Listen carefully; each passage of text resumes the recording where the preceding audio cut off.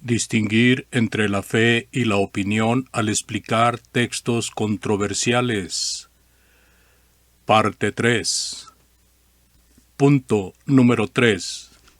La explicación y la aplicación del texto controversial.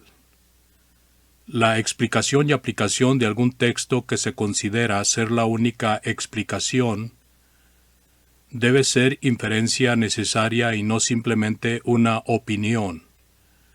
Hay muchas inferencias humanas que no son inferencias necesarias. El razonamiento de algunos es a veces defectuoso y refleja el prejuicio y el descuido. La verdad de Dios es razonable. Romanos 12:1. La palabra racional significa razonable. Se traduce espiritual en 1 de Pedro 2:2. Por lo cual se debe entender como espiritualmente razonable. Algunos hermanos imponen sus opiniones como ley porque creen que son inferencias necesarias y aplicaciones necesarias, pero otros no pueden aceptar sus opiniones y el resultado es la división. Por lo tanto, recuérdese que toda explicación y aplicación de algún texto que se considera la única y la exclusiva debe ser, sin duda alguna, una inferencia necesaria, lógica e ineludible, que excluya otra explicación o aplicación, porque tales inferencias afectan la comunión. Por lo tanto, debe ser conclusión o inferencia basada firmemente en la palabra de Dios. En una declaración explícita o en una declaración implícita o en un mandamiento que sin lugar a dudas es para nosotros o un ejemplo que sin lugar a dudas es para nosotros, una inferencia necesaria, verdaderamente necesaria. Es una revelación de la voluntad de Dios. No tiene su origen en la mente humana y, por lo tanto, no es sabiduría humana, como afirman algunos hermanos liberales. Cuando Dios enseña algo implícitamente, entonces aprendemos su voluntad por medio de una inferencia necesaria de lo que Él nos dice por implicación. Tal inferencia es la revelación de Dios. Es la verdad. Pero no toda inferencia enseñada por los hombres es inferencia necesaria. Las creencias y convicciones de algunos cristianos pueden ser clasificadas como opiniones de hombres, como Romanos 14 explica claramente. No les gusta a algunos hermanos que sus convicciones se clasifiquen como opiniones y denuncian la doctrina de las opiniones, porque para ellos sus opiniones no son opiniones sino una ley de Cristo. ¿Cuál es la consecuencia de tal actitud? Una infinidad de divisiones. ¿Quién se atreve a decir que todas las creencias y convicciones de todos los hermanos sinceros deben ser consideradas como leyes de Dios y obligatorias para todos? ¿Cuál es el resultado de tal actitud? No puede haber iglesia, no puede haber una hermandad. Si todas las creencias que son predicadas por nuestros hermanos acerca de una diversidad de cosas, tales como el atavío de la mujer, el silencio de la mujer, la asistencia, la relación del cristiano con su gobierno, el matrimonio mixto, etc., deben ser elevadas al nivel de ley divina, entonces reinarán la confusión, la desaveniencia y la división. Sería fútil tratar de establecer congregaciones sobre esa base, porque tan pronto que se establezcan, se destruirán por causa de una multiplicidad de reglamentos humanos y contradictorios. En 1 Corintios 14:36 dice Pablo: ¿acaso ha salido de vosotros la palabra de Dios, o solo a vosotros ha llegado? Recordemos este texto al estudiar la cuestión de opiniones. un lema o eslogan bueno a través de los años.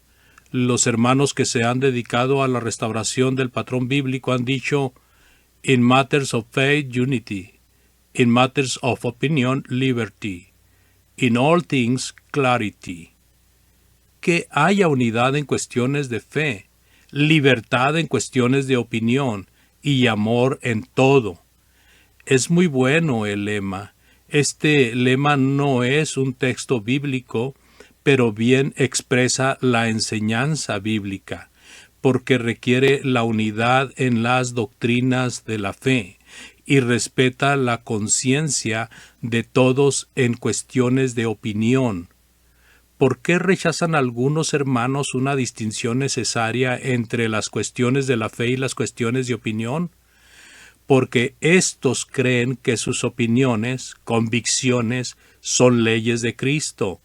Parece que creen que son capacitados para hacer leyes divinas de sus convicciones personales. ¿Son inspirados e infalibles? Si no, les conviene tomar en serio lo que Pablo dice en Romanos 12, 3 y 16. ¿Pueden estos hermanos decidir por toda la Iglesia cuáles son las aplicaciones necesarias y exclusivas de las enseñanzas genéricas? Las que enseñan deberes relativos y las que enseñan las cualidades de carácter que el cristiano debe poseer. ¿Quieren negar el empleo del juicio individual de cada cristiano? ¿Quieren negar la libertad de conciencia? ¿Quieren elevar su propia comprensión de la palabra sobre la comprensión de todos los demás, aunque sea obvio que a veces su argumentación es defectuosa? ¿Quieren afirmar que el juicio humano de ellos es superior al juicio humano de los demás miembros? Hermanos que hacen leyes de sus opiniones no están de acuerdo unos con otros. Todos los que aceptan la verdad del Nuevo Testamento, la fe, están unidos por los que siguen las opiniones de los hombres, pero los que siguen las opiniones de los hombres están muy divididos, porque estas son muy diversas. Los que imponen opiniones no están de acuerdo si algún hermano impone sus opiniones propias, que para él no son opiniones sino la ley de Cristo. ¿Qué hará con las docenas de opiniones que no acepta? Los que enseñan opiniones se oponen los unos a los otros, pero en esto no son consecuentes, porque si algún hermano tiene el derecho de enseñar sus opiniones, entonces otros hermanos tienen el mismo derecho. Por ejemplo, considérense los siguientes ejemplos de la diversidad de opiniones. Es pecado testificar bajo juramento ante un juez civil. El cristiano no puede ser un policía.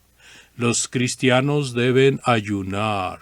Los cristianos deben orar de rodillas. La mujer debe llevar un velo cuando ora en la asamblea.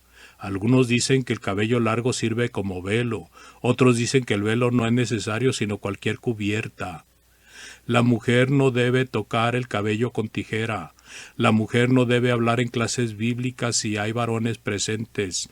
La mujer nunca debe llevar pantalón de ninguna clase, ni siquiera para trabajar. La mujer no debe usar joyería ni maquillaje. Se prohíbe el matrimonio mixto.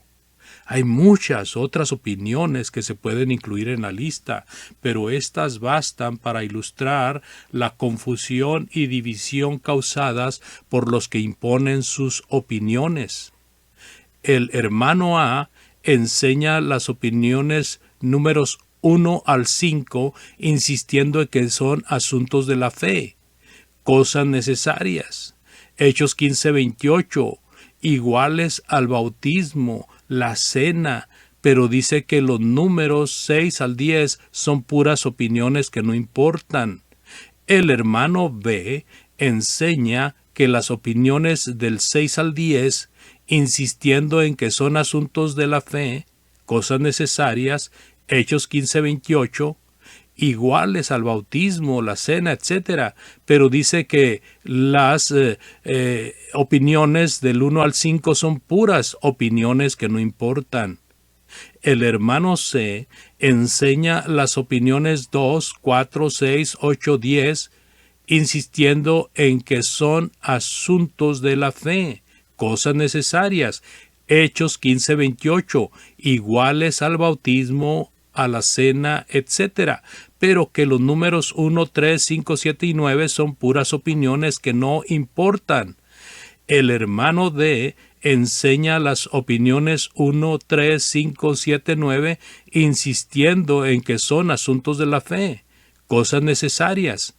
Hechos 15, 28, iguales al bautismo y la cena, etcétera, pero que los números 2, 4, 6, 8 y 10 son puras opiniones que no importan. Y así va el asunto sucesivamente a través de la lista y a través de la hermandad. Lo que se dice aquí no es suposición ni teoría, porque este servidor es testigo de esta diversidad. He discutido con hermanos bien unidos sobre cierta opinión, pero cuando se les pregunta acerca de otras opiniones están divididos y comienzan a discutir entre sí mismos. Esto ilustra claramente que no puede haber una congregación, una iglesia de Cristo, si las opiniones son leyes para la iglesia. Es imposible, porque una iglesia local es básicamente un acuerdo, es decir, ciertos cristianos acuerdan unirse para adorar a Dios y trabajar como un cuerpo o familia. Podemos estar unidos en las cosas necesarias. Hechos 15, 28. Los asuntos que verdaderamente son la fe del Evangelio, pero obviamente es imposible que un grupo de cristianos sea una iglesia si todas las opiniones del grupo son leyes. Hemos dicho a los sectarios que dejen los muchos nombres y doctrinas sectarios, porque estos solamente dividen. Lo mismo se puede decir de las opiniones de hermanos en Cristo. Estas también solamente dividen. Debemos estudiar y enseñar con propósito sano. La sinceridad en la segunda carta a los Corintios, Pablo dice, porque nuestra gloria es esta, el testimonio de nuestra conciencia, que con sencillez y sinceridad de Dios nos hemos conducido en el mundo y mucho más con vosotros. 1:12 también dice que con sinceridad como de parte de Cristo y delante de Dios hablamos en Cristo. 2:17. No usaremos bien la palabra si nos falta la sinceridad. El amor. Pablo expresó su amor repetidas veces en sus cartas. Les dijo a los hermanos que los amaba, que los tenía en su corazón, que quería verles y que sin cesar hacía oraciones por ellos. La ternura. Tampoco dejaba de hablar de su ternura. Por ejemplo, antes fuimos tiernos entre vosotros como la nodriza que cuida con ternura a sus propios hijos, así como también sabéis de qué modo, como el Padre a sus hijos, exhortábamos y consolábamos a cada uno de vosotros. Primera Tesalonicenses 2, 7 y 11. La ternura no indica flaqueza. Es como la mansedumbre, que primero es fuerte y luego tierno. ¿Qué hermano que predica en la actualidad es más fuerte que Pablo o Jesús? Si los más fuertes eran también tiernos, ¿no debemos imitarlos? Que la fuerza esté en la palabra y no en la fingida valentía del predicador. En fin, llenemos nuestra mente con las exhortaciones de la palabra que se dirigen a nosotros para usarla correctamente. Debemos ser movidos siempre por la sincera devoción a las Escrituras, el deseo de salvar almas, de edificar a la iglesia y en todo honrar a Dios. Dice Pablo, conociendo pues el temor del Señor, persuadimos a los hombres. El amor de Cristo nos constriñe. Segunda a los Corintios 5, 11 y 14. Lamentablemente tal propósito sano no es el único que mueve a los maestros religiosos, porque también hay propósitos indignos. Es bueno estudiar Mateo 6 y tratar de analizar la actitud de los fariseos para evitar su mal ejemplo. Continuaremos con distinguir entre la fe y las opiniones al explicar textos controversiales. Continuaremos con el punto 4, que estará en la parte 4.